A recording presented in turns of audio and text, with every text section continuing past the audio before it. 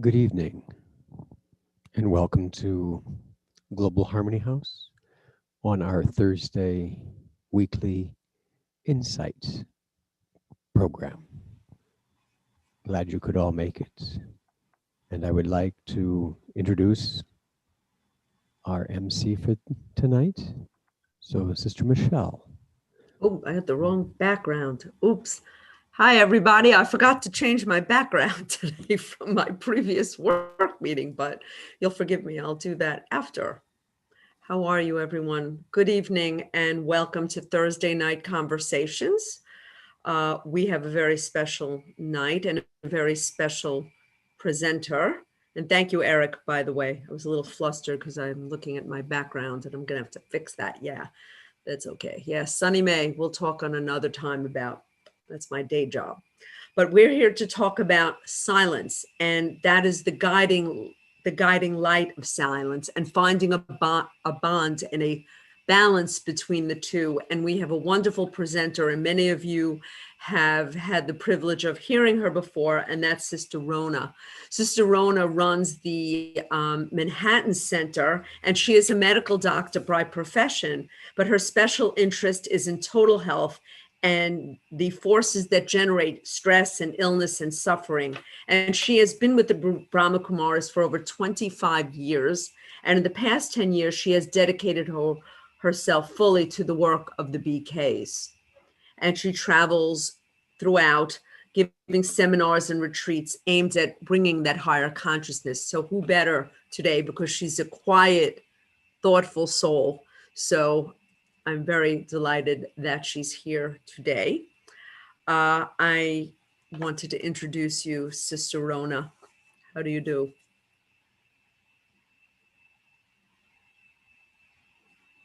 Hello, Michelle.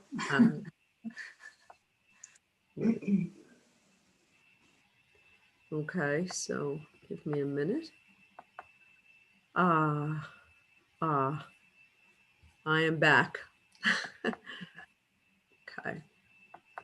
Thank you. I'm home. I'm not at work now.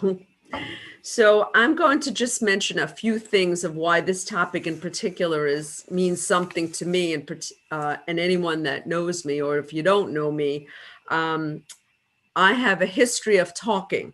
I like to talk a lot. Since I was a little girl, I was always talking, and it often got me in trouble in school. In fact, I remember the first time I noticed that I spoke too much was in third grade, when they used to fill out by pen your report card. And in the back, they would have the comments section. And although I was a pretty good student, the comments said, Michelle is a bit of a chatterbox.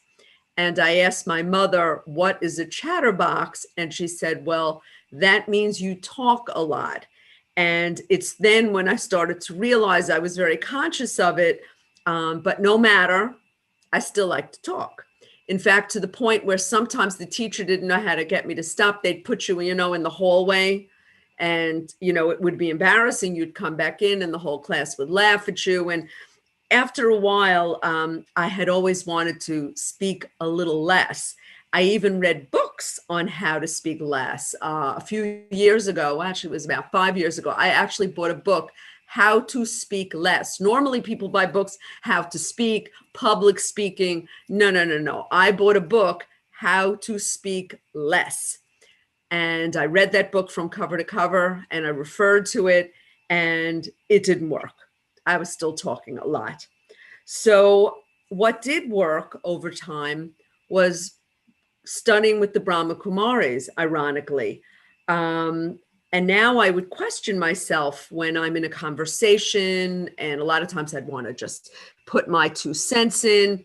I started realizing, am I adding anything to the conversation by speaking? Isn't it just better to listen sometimes? I found I became more measured in my responses and my words. And this quietness that I had I felt more powerful. In fact, my quietness actually offered me more power. I didn't have to always be talking and hear myself, or others had to hear me. And that's something that I noticed. And another thing that was that still quiet voice that's out there. And I had heard about this a long time ago, that there's a still small voice out there. And to me, that was always the voice of God. And I found the quieter I am, sometimes I can hear a little better when I'm quiet. And as I thought about what I was going to write, and I'm always, struggling, what can I say? Because Sister Rona asked me, and Sister Inez asked me to give some comments. And I churned over and over what I'm going to say. And lo and behold, in my quiet yesterday in the Murley, there it was. So thank you, God. Thank you, Baba. He says it always better than I can. You can not be the master of the world with weapons. They have science and you have silence. So catch the direction of your wishes by being viceless, but I added also silent. And it continued later in the text. And if you don't know what the Murli is like a flute. It's the Hindu word for flute. And that is the music, the knowledge that you take from the higher spirit every day. If you study, and I've been trying to study every day. And there it was, what I was going to say today, that there are people around that can enable sound to reach another place with a wireless set, like a radio, for example. In the same way you have the wireless set when you're silent, you actually have that wireless set, and you can hear that still quiet voice telling you how to be safe. And in order to take directions, you need to be silent, to hear that small, quiet voice, to hear the still small voice. So I ask you, can you sometimes hear that quiet, still voice? Can you feel that deeper inner knowing when we quiet our body and our minds? If we are not still or silent, we will only sense our own thoughts. And that's what I thought about. The more I spoke, the more I spoke, and the more I heard myself, and not always the person I was had the conversation with, or more important, what was important. So when we become silent, we are more open to hear that still, small, quiet voice. And that's what I wanted to say. So I know, Sister Rona, you have some exercises to enhance our study of silence, which I'm looking forward to. And with that, I'm going to turn it over quietly to Sister Rona. Thank you, Michelle. And I hope the sound is good enough.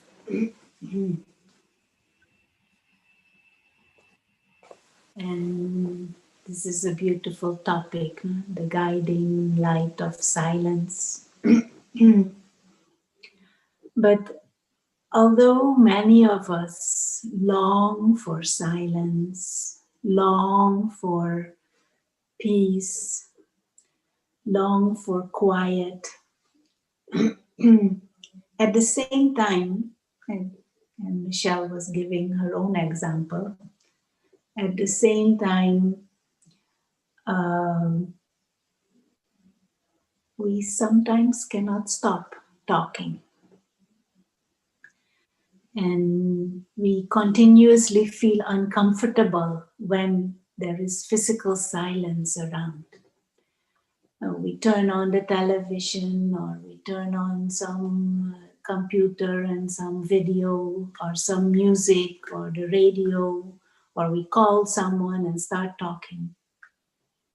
And so this apparently is like a contradiction. On the one hand, we love peace, we want serenity, we would like silence. But on the other hand, we can't stop making noise. And maybe that is because the real silence is not so much external. The real silence that we long for is not so much external, but an internal silence, an internal quiet, an internal calm that we are longing for. But because there is so much noise inside, we try to distract ourselves by creating noise outside or by being busy externally. And that is actually almost like a shame. We miss out on internal beauty and also external beauty by being as if in that constant battle of longing for silence but not having quiet inside, and therefore also not being able to appreciate calm, quiet, serenity externally. And sometimes, although people say, I would like to have peace and I would like to be experiencing silence, at the same time, when it is silent and quiet and peaceful, people feel bored and they need some stimulus. And the spiritual perspective on this all is that true silence, the silence that human beings long for, is not so much that external silence. It is that internal silence. And when there is internal quiet, internal calm, internal contentment, then we can be quiet even if externally there is sound and noise and whatever is going on. A friend of mine says she has had her best meditation while she was on Indian buses. No, I don't know if you have ever been on an Indian bus in India before the pandemic, especially in a big city. But the culture there is all the time honking, honking, honking in buses. And in that uh, chaos, she was meditating and quiet internally. And so today we would like to explore a bit more that internal silence and also do some practices. And so, what is that internal silence truly? Sometimes it is possible that we try to suppress our thoughts because it is the volume of our thoughts, the chatter of thoughts that creates the experience of noise inside. The volume of our thoughts and the speed with which those thoughts follow one after the other. And then generally there is the tendency to want to suppress thoughts or to want to delete the thoughts and to put the mind in blank. And those of us who have tried this will be able to tell you that that is not so easy. And some might even say that it is impossible to truly put the mind in blank. And maybe that is because it is also not truly needed or truly necessary to suppress thoughts or to stop thinking. But maybe we need to slow down our thinking. And maybe we need to learn to think thoughts that are more uplifting and thoughts that are more noble and thoughts that are more elevated and thoughts that are more positive.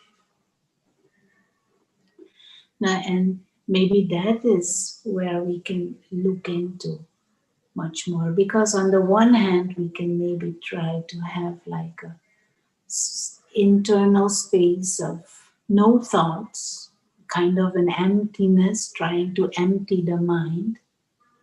Or the other option is to have a mind that is filled with noble thoughts, a mind that is filled with the experience of peace based on thoughts that are of contentment, that are of beauty. And so it is worthwhile to explore a bit this mind and this potential of us, this potential that we have, this power that we have to create thoughts. And we have here a little whiteboard because we wanted to use a little sketch to illustrate this before we get into some experiments and some exercises. Now, one aspect of inner peace and one aspect of inner calm and one aspect of inner silence or an inner space that is nurturing and maybe even healing. One aspect is to know the map of your inner world. Not in the physical world also, if you're in a certain city or in a certain town or place where you're not clear about the map, where you have to go, how you have to go, what is what, you're kind of lost.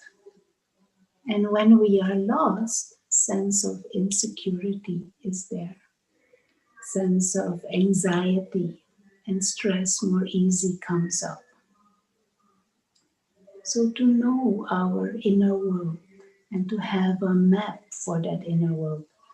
So this is a bit simplified, but just to give an idea. So just like our body, it has different organs and faculties. Our inner world,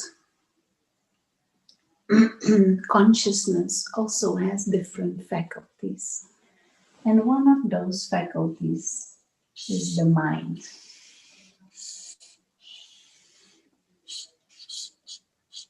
And one way to understand the mind, I hope you can see this. Can you see this, or is this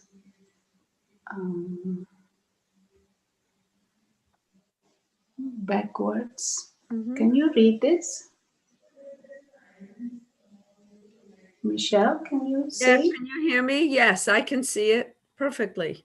But you can read also. It is not back. Mine. Nope, you did a good job. Okay. I always love your artwork, Juggle with especially your stick figures. They're excellent. gadgets. So if this is like our inner world. No? So mind is one aspect of this inner world. And mind is like you could say like a screen or like a stage. And on that stage, thoughts appear, actors appear, and actors are thoughts. Now, and every thought has with it a world of feelings and emotions and intentions and vibrations. And so, if in the mind a thought of what? A thought of the night sunset, that thought comes in the mind. Sunset, then there is also an image that comes in the mind. It brings with it certain feelings and certain emotion and a certain sense of maybe vastness and nice beauty. So that thought is not just a thought of, oh, sunset, but within that thought, there is a whole world. There are certain vibrations and certain feelings and certain emotions and even a certain attitude. But what happens, we have grown into the habit to think very fast. So we do not allow one thought to fully develop into all the feelings and the emotions and the intentions behind. We don't allow ourselves to do that. Quickly another thought jumps in, and another thought jumps in, and another thought jumps in. And that is when we sometimes feel that we are so in our head and so intellectual because we think so quickly and so much, and we do not allow one thought to flourish into feelings. And maybe one reason for that is that the quality of the thought is not so pleasant. So if we quickly want to think of something else or something else or something more or something higher or something different. But this mind is like that stage where thoughts pop up. Now, where do those thoughts come from? Thoughts come from, big part of our thoughts come from our subconscious, impressions from the past. So, for example, if in the past I have been eating ice cream, and so there is one impression in the subconscious of ice cream, then this impression from the past wants to create thought here. Ice cream. I want ice cream. Go get ice cream. I like ice cream. And in our subconscious, we have many, many impressions from the past. And certain tendencies and maybe even dependencies and addictions and all kinds of impressions from the past. And they all want to create thoughts here. There are certain egos and certain attachments, all want to create thoughts in this mind, and they compete with each other. And this is what we sometimes experience. We don't want to think of something, but it keeps popping in the mind. It keeps ice cream, ice cream, ice cream, ice cream, even though we don't necessarily want to. But it means these impressions and these tendencies or these egos or these attachments are very strong in the subconscious. And they are fighting and competing to create thoughts in the mind. Now, silence and the experience of inner silence is not so much an empty mind, but a mind that is filled with noble thoughts that are held in the mind over a longer period of time. And so that thought can spread the atmosphere, create a certain atmosphere in our mind. Now, there is one other function within our psyche, and that is called the intellect. And the intellect is like the director of this stage. The intellect is your wisdom, your common sense, your discernment, your decision power. And that intellect is as if the one who, when the intellect is wise and empowered and trained and awake, holding the broader wisdom, that intellect can say, this thought is useful and this thought is not useful. This thought should go off stage, backstage, and this thought I want to hold in the mind.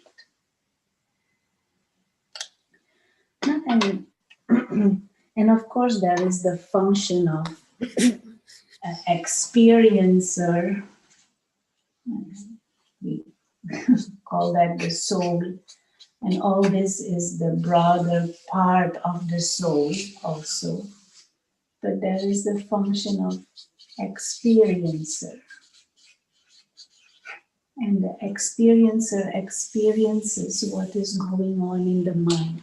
So if there is chaos in the mind, because all these impressions are competing for this mind, trying to create thoughts in the mind. And there is another last big factor that generates thoughts in the mind, and that is not a stick. This is a person, supposed to be a person. There are the sense organs, what we see, what we hear, what we taste, what we touch. The sense organs also stimulate the mind and create thoughts. But the intellect is like the guide to guide the mind, what type of thoughts to hold, what type of thoughts to let go, what type of thoughts not to accept.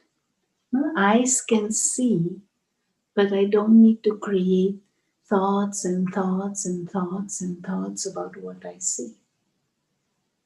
And that is the job of the intellect, our inner wisdom.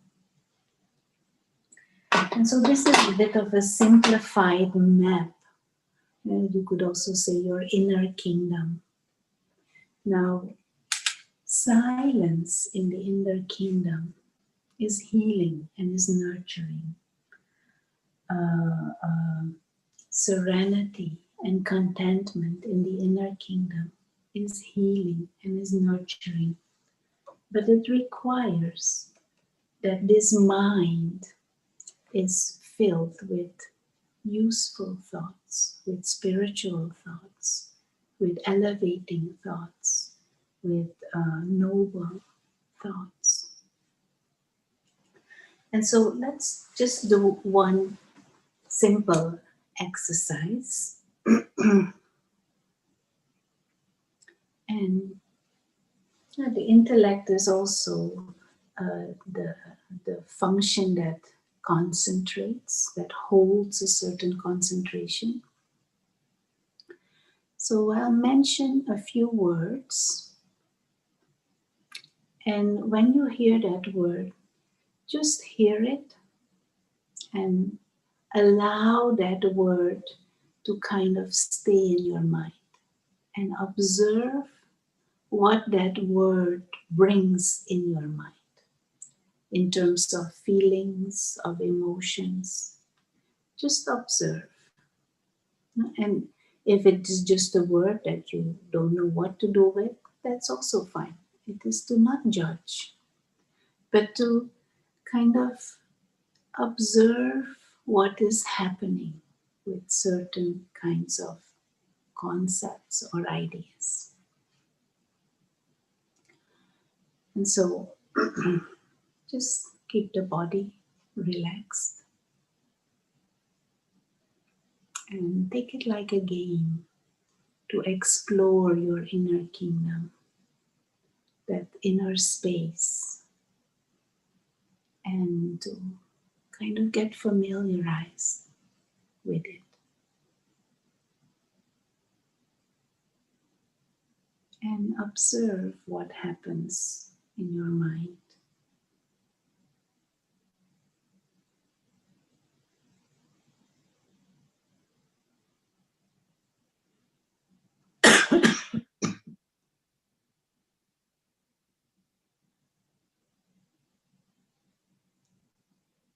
What happens with the word bird?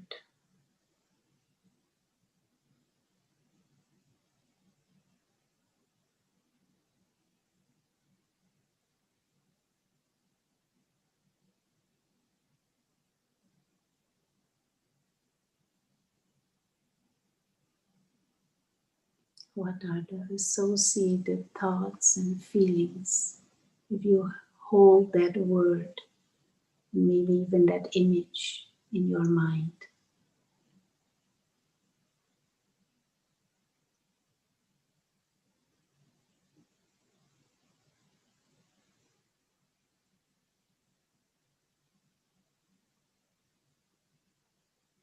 And now the next word.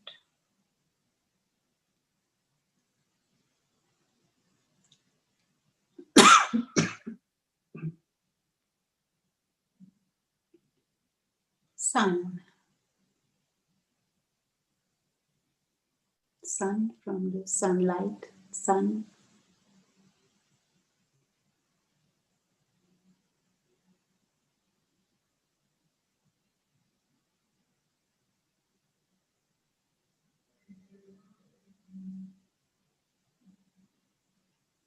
Just for 30 seconds or so, hold that in the mind. Use the power of intellect to hold that word, that thought in the mind.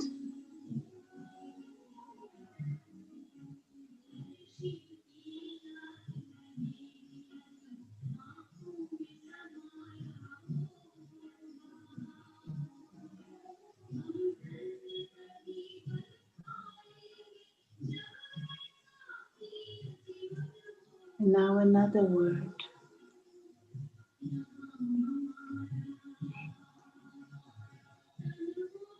Love.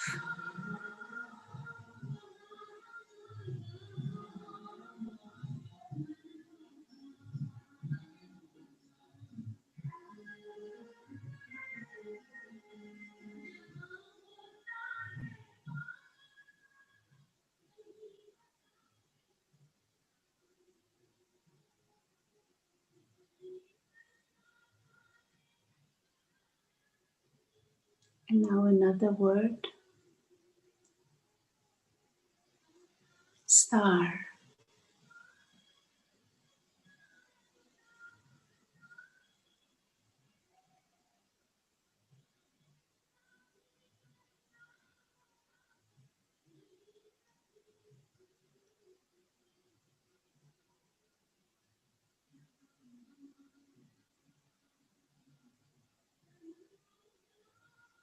Another word.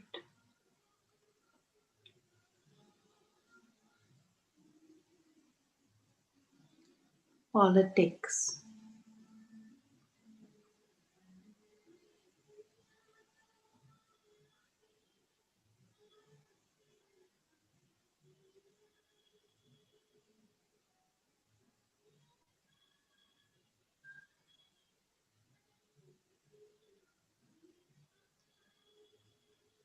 And another word, the final word, God.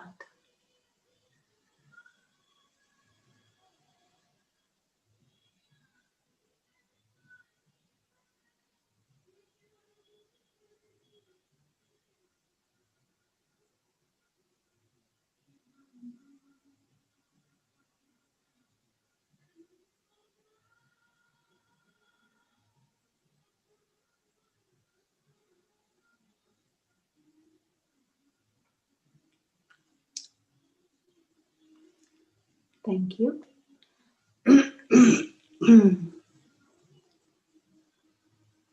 Now, one thing that you might have observed is, first of all, doing this exercise, it turns your attention inward. Secondly, if you were able to really concentrate and focus, you would have noticed that every thought brings with it its own, as if, story. Every thought brings with it its own world of feelings. Now, inner silence, from a spiritual perspective, means using spiritual wisdom, using power to focus, to fill the mind and to flood the mind with soothing thoughts, with calming thoughts, and maybe even with spiritual thoughts and elevating thoughts. And once the atmosphere in the mind becomes soothing, once the atmosphere in the mind becomes quiet and silent,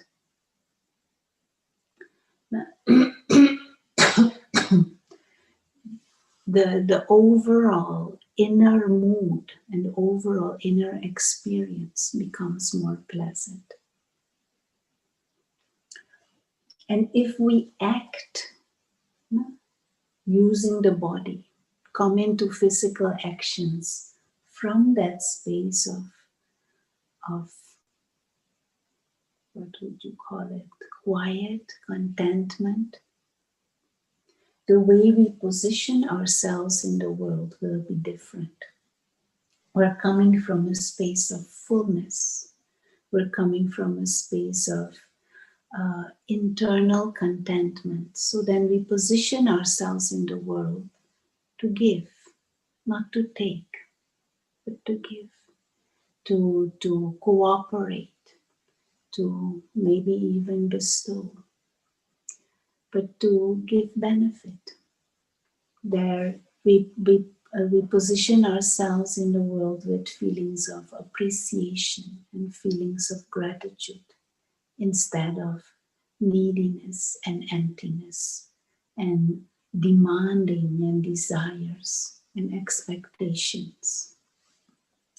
And so if our positioning in this world changes, then also the impressions, the quality of our actions will change. And also the impressions we store in the subconscious will change. And that is how we can overcome traumas, for example, from the past, or addictions, or certain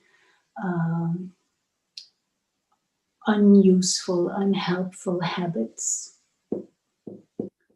and tendencies in the subconscious.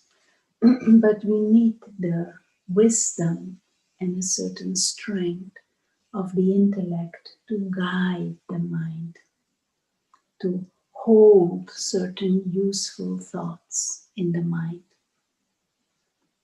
And this is where Michelle was saying she's studying, and every day she is studying spiritual knowledge that gives boost to the spiritual wisdom, that empowers the intellect. It gives a reservoir of things that are useful to think about. It helps to flood the mind with useful or elevating or noble thoughts. Because the sickness and the noise inside is when the mind is flooded with useless thoughts. And one big characteristic of useless thoughts is repetitive thinking. Same thing over and over and over and over again. And something may have happened last week and is completely not relevant today, but I am repeating it in my mind over and over again. And so I am contaminating my present experiences with the past. I'm carrying the past into the present in my mind.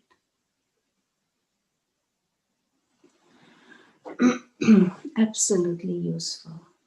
Now, one area of types of thoughts that is important for the spiritual student, for the meditator, is the area of thoughts around self. Who is the true self? And what is this life all about? What is it for? Sense of identity and sense of purpose, sense of aim. And to come back to that clear understanding of true self. And we already were drawing this inner world, the map of the inner world. But we use this word often, no? Human being. But human being has two parts. Human is the body and the being of consciousness, the inner being, the soul. And the soul is invisible. What you see in through this Zoom or in the mirror or when you look at someone is what you see is their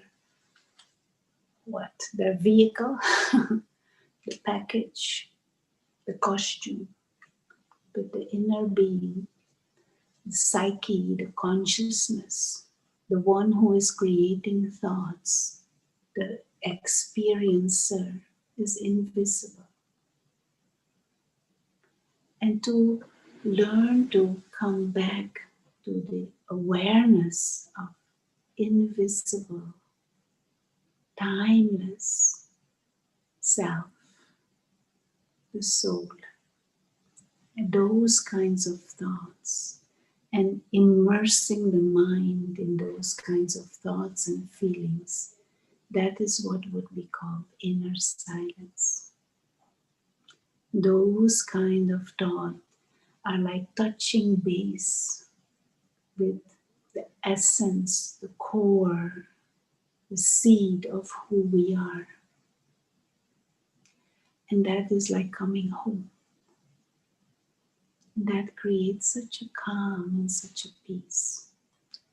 So let us, there are many more exercises, but time flies. Let us try and do this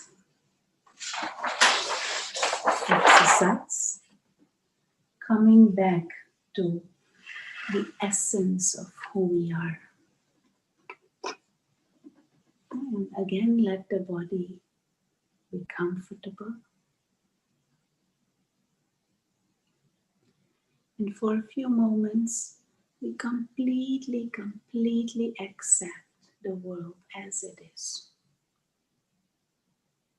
Whatever happened today and yesterday, whatever will happen, your surroundings, this room, we accept it as it is. The people around, just accept. Even this body, you accept it as it is. With even a feeling of gratitude. This body is like, in its own kind, in its own way, is like a miracle. We just accept, appreciate, and drop it. Drop it means no need to think about it. And shift the attention away from the external. You are aware that there is breathing. You are aware of the position of the body, but also become aware of the one who is experiencing everything. The one who's sitting behind the eyes, using those eyes as windows.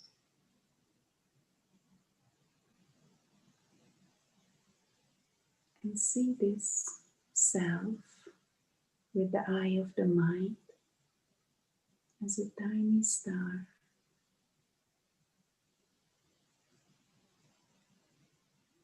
Invisible, but we use this image.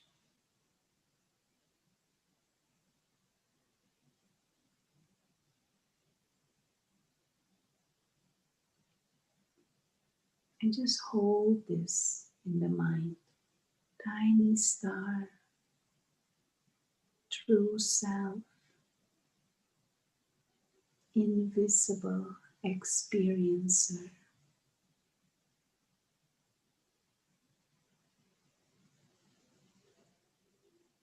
Timeless being of light.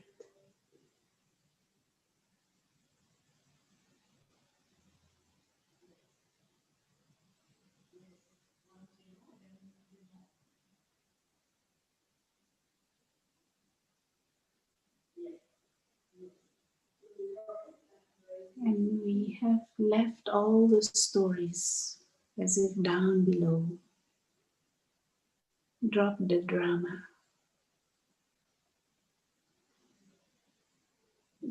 Just completely focused on the invisible, timeless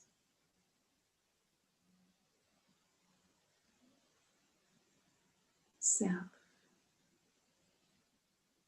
the being of consciousness.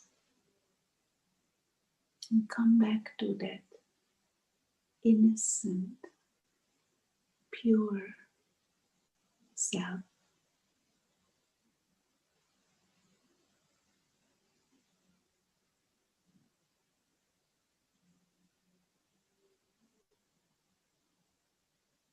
Don't worry, the world will still be there and all those stories will still be there. But for these moments, just hold the attention on the spiritual being that is you.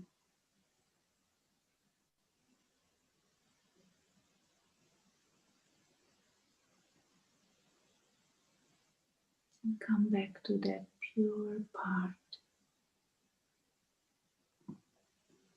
the real self, the soul.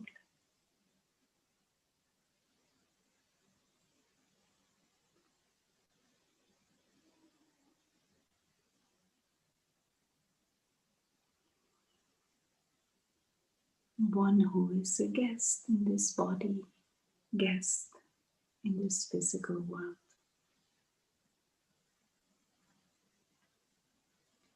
Thank you.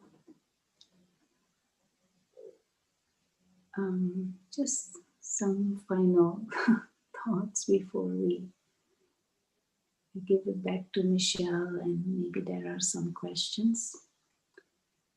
In Hindi, the word silence and peace, shanti, are similar. It's the same word, shanti. And so silence in the spiritual context is not necessarily not so much the absence of sound, physical sound, but the absence of waste thinking, waste feelings, waste emotions. And of course, it is obvious, negative and destructive is not even in there. I had hoped there was more time for some more practices, but timelessness is inside, but external, there is time. Okay, Michelle, I hope it was a little bit clear. I have nothing to say. I'm very calm. I don't want to speak. I feel peaceful. I don't want to speak. So I'm going to ask if anyone has anything to say. They can put it in the chat or the chat room, the chat, or I guess they can raise their hand and we can answer questions. Although I have to believe that most feel like I do, and they don't want to ruin that feeling by, am I right, everybody? I have nothing to say. I'd like to just keep practicing that for the rest of the evening. So that's kind of how I feel. I will say, even the thoughts that you have, if you clear your mind, it's amazing. Like they say, oh, you get your best ideas in the shower. That's because you are focused on one thing and your mind is clean, literally, and ideas come to you. So too, that's another way of looking at it, by clearing your mind. And as you brought up beautifully, peace is different than silence. But with peace, you can hear what is right, kind of like that wireless set that you'll know, what do I do that's safe? How do I find the answer? By silence and peace, more peace than silence. The answers usually come to you. I think from our experiences, as you said, but if you're too noisy, you can't even go to your own experiences and your own wisdom. It's going to be blocked by your own noise. So that's something, but like anything else, I know I have to practice it, but like once you start practicing, it gets like muscle memory. Yeah. And you start questioning yourself, why do I have to speak? There's nothing constructive I'm going to say. So why don't I just revel in the peace that I feel? And that's very powerful also. And someone on the line said something that you always learn more by, when you speak, you don't learn as much as when you're quiet, Pat said. And she's right. I always thought I looked much more intelligent when I was quiet. And that's probably true. So we have some very good critiques here that this is an interesting way of concentrating. It's the first time with such an exercise, and it showed a lot of good information. So I think that's what we're seeing. We're seeing silence, because normally there's a lot of chatter in the chat box, and it's quiet. So maybe what that means is we should have a longer meditation. Okay. Is everyone agreeing that maybe we want to practice more? There's enough noise out there when we get back after 8 o'clock. There's enough out there over the next few days. So I think everyone likes this little oasis you've given us. Okay, well then let's do some. There is a world to experience once we as if withdraw from the noise of the sense organs, the noise from past impressions. And once we truly allow that noble mind to fully blossom, that is where you move into the more subtle, the more refined. And also that is where you move into the space of God. And mind becomes receptible for angelic communication, for touchings from the Supreme Soul. And your own higher nature comes out. So but it all starts with simple practices. No? These words and these ideas seem so big, and they are big also. But they start with simple practices, shifting your attention away from the external and refining your perception and your awareness. There is awareness of surroundings, awareness of self, awareness of time. And so let us do some practice around that. At this moment, just become fully aware of the room that you are in. There are a million things that you could think about and that you could tune into, but you choose to bring your awareness in this room and feel the atmosphere. And become aware of the light in the room and the different sounds in the room and the furniture. And now become aware of the body and the position of the body. Become aware that the feet are on the floor. Allow the hands to relax. Become aware of the breathing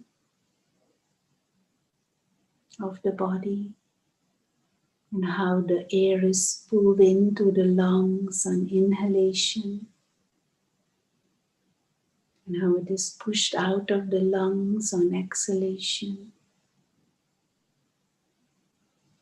Become aware of the heartbeat. quite a fascinating machine, this body. Relax the muscles of the neck and the face. And now become aware of more subtle things. Your thoughts, your feelings.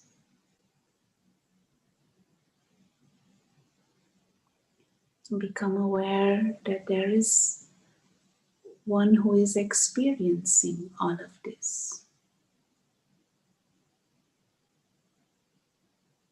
The invisible experiencer, the one who is experiencing this body, experiencing the sound and movement. The being of consciousness.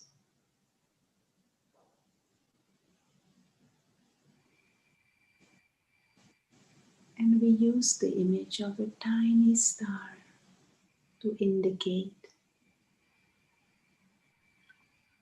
this being of consciousness. One who is sitting behind the eyes, using the eyes as windows. One who is listening through the ears. Tiny, timeless,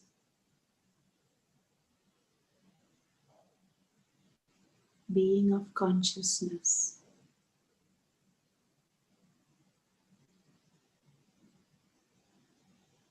The soul.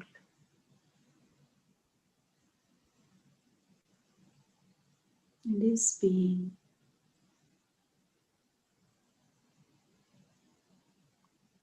is bodiless, using a body.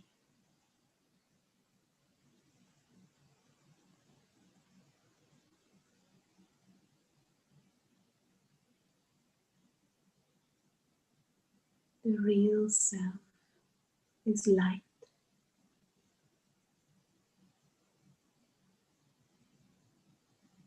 Imperishable.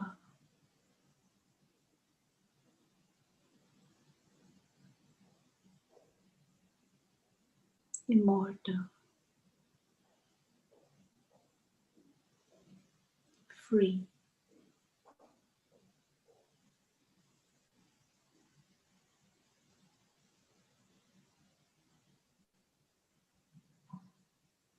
God-like in essence.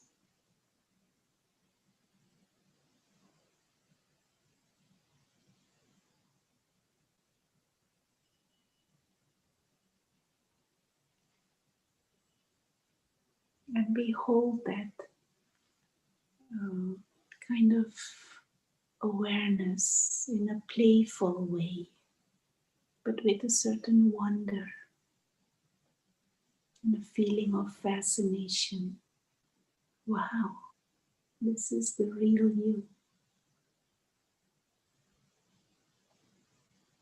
And this you is always there. Silent observer. A guest in this body. A guest in this physical world.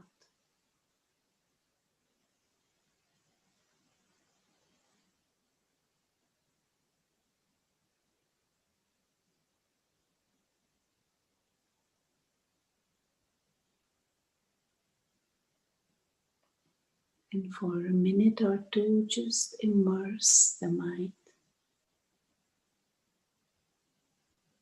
in this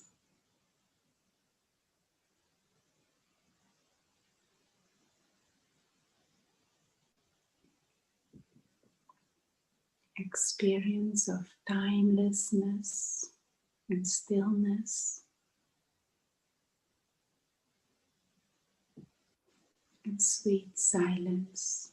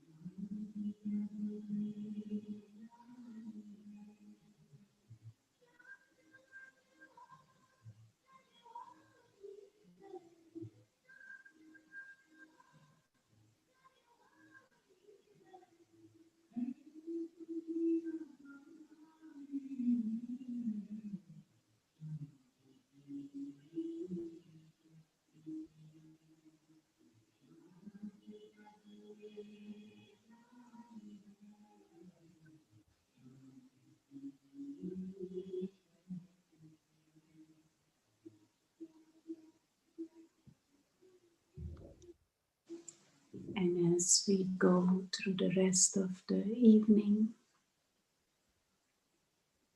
just try to hold this more subtle awareness and this feeling of timeless, invisible traveler, like an invisible presence, silently observing. Thank you. Thank you. And thank you for giving us wonderful exercises that were really a respite from the material world. I like when you say we're guests in the spiritual world when we do those exercises, but in fact we are spirits in the material world and we were able to get there today. So I thank you, and I'm sure everyone, I could feel it. I could feel it. Everyone is very peaceful. So thank you. And we have a little part of the world that's very peaceful right now. So thank you for that, Sister Rona. Always a pleasure to be with you. Thank you for Thank having me. An honor. And I want to thank Sister Inez, who's always the wind beneath our wings, and Brother Eric for his technological savvy. And by next week, lots going to be happening. So we need a lot of peace. So this is good tools. So the theme for November is gratitude, more important now than ever. Always a wonderful topic, gratitude. And the topic will be gratitude is to be content with the present and move forward. And our guest speaker will be Marcelo Bulk. But tonight we thank Sister Rona for her wonder, her wisdom, her artwork, everything. So thank you. Thank you so much. And everyone, we'll see you next week, and Om Shanti. Shanti. Thank you, Sister Rona. Thank you, Sister Michelle. Thank you all for coming to Global Harmony House Insight on Thursdays. See you next week. Appreciate it always. Good night.